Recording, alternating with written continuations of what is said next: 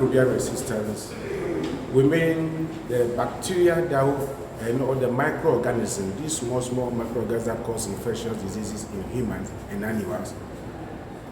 When they no longer respond to the antimicrobial that we use to treat them, we say that they are becoming resistant to the drug. So one of the interventions that the Ministry of Health and the world at large put in place is to create awareness that antimicrobial resistance is real. It gives us so much trouble when you have resistant bacteria in your system. It will lead to treatment failure. You have to stay in the hospital for so many days. They have to change to newer and very potent and very expensive antibiotics before you can get treated. That is why we are calling on everybody to get involved, because one surest way is to prevent the resistant development, and to prevent its spread in the general population, because if that happens, we will not have the antibiotic that we require to treat them. So that's why we are calling on everybody. One surest way is to practice hand hygiene. Hand hygiene, because it has been found from research that the water that the farmers use in treating, some of them, not all, to water their vegetables contains these bacteria that are resistant. And you cannot say you will not eat, but so far they are going to be processed before eating. You, the one who is processing it, you must practice hand hygiene. Wash them well. Wash the vegetables well before you put it on table for eating, or before you put it for sale to any other person, so that we don't spread the resistant bacteria that are found in this water stream that they are using to water the vegetables. And also in your state, the fight against antimicrobial resistance is a shared responsibility.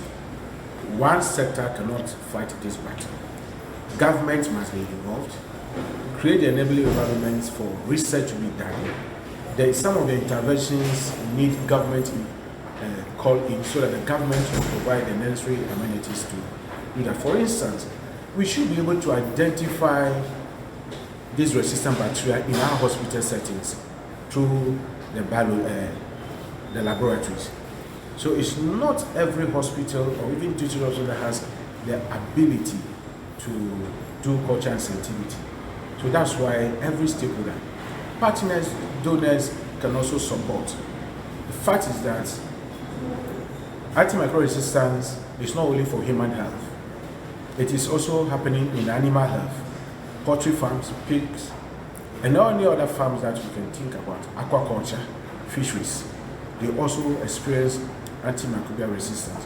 So there's the need for policymakers, donors, partners, the hospital practitioners, doctors, pharmacists, nurses, hospital administration, and everybody to come on board, because we all have a role to play in fighting this antimicrobial resistance. My last question. As we are moving into this festive season, definitely we'll be eating. Make sure the same infection prevention control measures that we use to run away a little bit from COVID, the same thing will apply to antimicrobial resistance spread. So we should continue to wash our hands with soap, running water. Let's sanitize our hand. Let's sanitize even the mobile phones that we are using, because they've been found to have a resistant bacteria, or bacteria are found on them. So let's practice hand hygiene. That is the common thing we can do in the community. And let us treat our vegetables, because as for the food we eat, but let's treat them very well.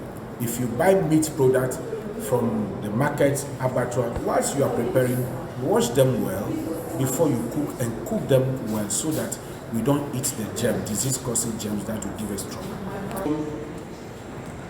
The fight against antimicrobial resistance cut across ministries. Currently, there are 4 sector ministries that are working together to fight this. Ministry of Health, Food and Agriculture, Ministry of Fisheries and Aquaculture Development, Ministry of Environment, Science and Technology and Innovations. They are all on board. When it comes to infection prevention on the farm, when we talk about poultries, piggeries and so on, they talk about biosecurity. So they put it interventions that you will not get them infected. Even if they get infected, the veterinary doctors or practitioners quickly recommend appropriate medicines to treat them. So that's the fight. So it's a multi-sectorial. We have agriculture on board strongly, and they are doing marvelous work to control the development of resistance and the spread of it on the farms.